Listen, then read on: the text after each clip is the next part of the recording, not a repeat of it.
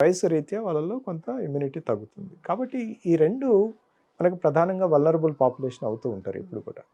So, ఇలాంటి seasons వచ్చినప్పుడు ఎప్పుడైతే వ్యాధి ఎక్కువగా ప్రబలుతా ఉంటుందో, మనం ప్రధానంగా మొదటగా చేయాల్సిందేంటంటే వాళ్ళ వ్యాధి నివారణ. అది రాకుండానే చూసుకోవడం అనేది మన ప్రధానమైనటువంటి మెట్టు. నివారణ అంటే ప్రోటోకాల్ పాటించడం. కోవిడ్ పాటించడం. ప్రోటోకాల్. ఆ! యెస్. నేను కోవిడ్ ప్రోటోకాల్ అన్నాను. అంటే ప్రజల్లో కోవిడ్ ప్రోటోకాల్ తెలుసు కాబట్టి మీరు ఆ విధంగా అంటున్నారు. ఈ రెస్పిరేటరీ ఇన్ఫెక్షన్స్‌కి సంబంధించినటువంటి నివారణ చర్యలు. అది ఏంటి? సాధారణంగా ఈ వైరల్ ఇన్ఫెక్షన్స్ గానీ, బాక్టీరియల్ ఇన్ఫెక్షన్స్ గానీ ఏ విధంగా సోకుతాయి మనకి 2 ప్రధానమైనటువంటి వ్యాప్తి మార్గాలు. ఒక మార్గం ఏంటి?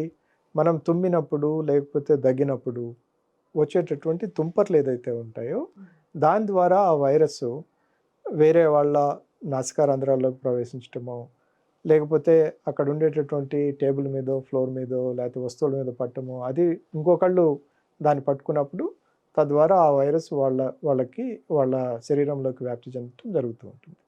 ఇంకొకటి ఏంటంటే ఎయిర్ బార్న్ అంటాం. హ్మ్. ఎయిర్ బార్న్ అంటే మామూలుగా ఇందాక చెప్పుకుంది డ్రాప్‌లెట్. హ్మ్. అంటే ఈ తుంపర్ల ద్వారా. హ్మ్. ఈ ఎయిర్ బార్న్ అంటే ఏంటి? చాలా ఫైన్ వైరసెస్ చాలా కాలం అవి ఎయిర్‌లోనే ఉంటాయి. ఒక్కోసారి మనం గట్టిగా మాట్లాడినప్పుడు గానీ, అలాంటప్పుడు కూడా ఇవి మన నోటి ద్వారా బయటకొచ్చేసి, తద్వారా అవి అలానే ఎయిర్‌లో ఉండి, వేరే వాళ్ళు ఆ గాలి పీల్చుకున్నప్పుడు వాళ్ళకొచ్చేదానికి అవకాశం ఉంది.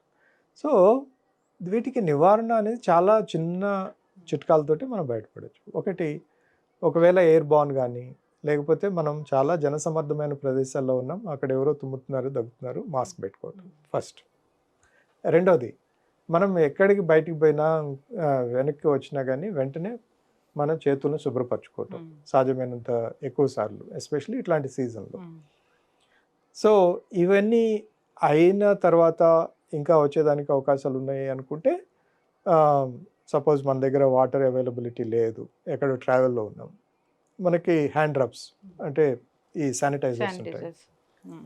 వాటిని వినియోగించి మనం ఈ చేతులను శుభ్రంగా ఉంచుకుంటే ప్లస్ జనరల్ మన ఇమ్యూనిటీని కూడా మనం ఎప్పటికప్పుడు సరిగ్గా చూసుకుంటుండాలి. సరైనటువంటి నిద్ర, ఆహారం ఇలాంటివి చాలా ఆహ్, చాలా సామాన్యమైనటువంటి విషయాలను గనుక మనం మన జీవితంలో భాగం గనుక చేసుకునేటట్టయితే ఇలాంటి వ్యాధులకు దూరంగా ఉండొచ్చు. యెస్. అయితే సార్ ఇప్పుడు ఈ వైరస్ ఉంది. 2001 నుంచి ఉంది ఈ వైరస్. సో, సరే. ఇప్పుడు అంటే ఇప్పుడు అది మ్యూటేట్ అవ్వలేదు. నార్మల్‌గానే ఉన్న వైరసే. అప్పటినుంచే ఉన్న వైరసే. కానీ ఎందుకు చైనాలో అంతగా 2001 నుంచి ఉన్న వైరస్ ఇప్పుడు ఎందుకు మరి అంతగా ప్రబలిపోయింది? అలా అనటానికి మనకు ఆధారాలు ఏం లేవు. నేను ఇందాక చెప్పినట్టు ఇదొక సీజన్. ఈ వింటర్ అనేది ఒక సీజన్. దీనిలో సాధారణంగానే స్పైక్ ఉంటుంది. మనం మామూలుగా మిగతా సీజన్‌లో జలుబు ఇట్లాంటివి తక్కువగా ఉంటాయి. మన కుటుంబాల్లో మనం చూస్తూనే ఉంటాం గదా! సాధారణంగా మనకి ఈ సీజన్ వచ్చినప్పుడే మనకి పెరుగుతూ ఉంటాయి.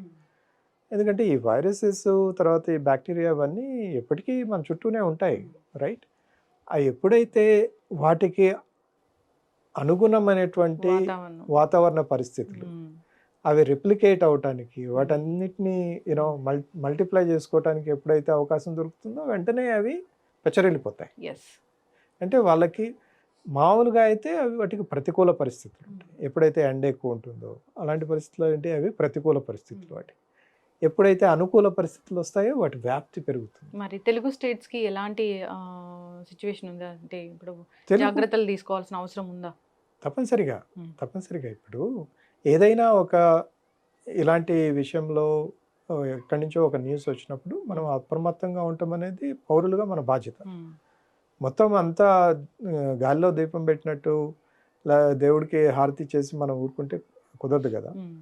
మనకి ఎక్కడో ఈ వైరస్ ఎక్కువగా ప్రబలుతా ఉంది. ఇది ప్రాణాంతకం కాకపోయినా గానీ మనల్ని ఇబ్బంది పెడుతుంది కాబట్టి మనం సరైనటువంటి నివారణ చర్యలు తీసుకోవాలి అనేది హ్మ్. మన తలకాయలో వెంటనే లాజికల్‌గా రావాలి. ఇప్పుడు ఇదొచ్చింది సార్. జనరల్‌గానే వైరస్ వచ్చింది. వైరల్ ఇన్ఫెక్షన్ అంటే సింప్టమాటిక్ ట్రీట్మెంటేనా? ప్రత్యేకంగా దీనికొక ట్రీట్మెంట్ ఉంది. అప్పుడు కోవిడ్‌కి ఇచ్చినట్లు స్టెరాయిడ్స్ అలా ఉంటుందా ట్రీట్మెంట్ దీనికేమైనా? దీనికి అలా ఆహ్, ఈ ఏదైనా గానీ ఈ జలుబు, దగ్గు ఇట్లాంటివి ఇన్‌ఫ్లుయెన్జా గానీ, ఇలాంటి వాటికి స్పెసిఫిక్ ట్రీట్మెంట్ అనేది ఏది ఇవ్వము. సాధారణంగా ఇవి 5 నుంచి 7 రోజుల వరకు ఉంటాయి, దాని అంతటా అదే సమస్య పోతూ ఉంటాయి. సో కాబట్టి దీనికి ప్రత్యేకంగా మనం ఏ రకమైనటువంటి మేనేజ్మెంట్ అవసరం లేదు. ఇది సాధారణంగా గనుక ఇన్ఫెక్షన్ అయ్యేటట్టయితే ఒక్కోసారి ఇది కాంప్లికేట్ అయ్యేదానికి అవకాశం ఉంటుంది. ఎలా ఎవరికైతే ఇమ్యూనిటీ చాలా తక్కువ ఉంటుందో అలాంటి వాళ్ళకి ఇది ఒక్కోసారి ఈ వ్యాధి యొక్క తీవ్రత పెరిగేదానికి అవకాశం ఉంటుంది. అది అప్పర్ రెస్పిరేటరీ ట్రాక్ట్ నుంచి లోయర్ రెస్పిరేటరీ ట్రాక్ట్లోకి పోయి లంగ్ కూడా ఇన్వాల్వ్ అయ్యేదానికి అవకాశం ఉంటుంది. అలాంటి పరిస్థితులలో దానికి అనుగుణంగా డాక్టర్లు దీన్ని మేనేజ్ చేస్తారు. ఇప్పుడు మోర్టాలిటీ రేట్ అంటే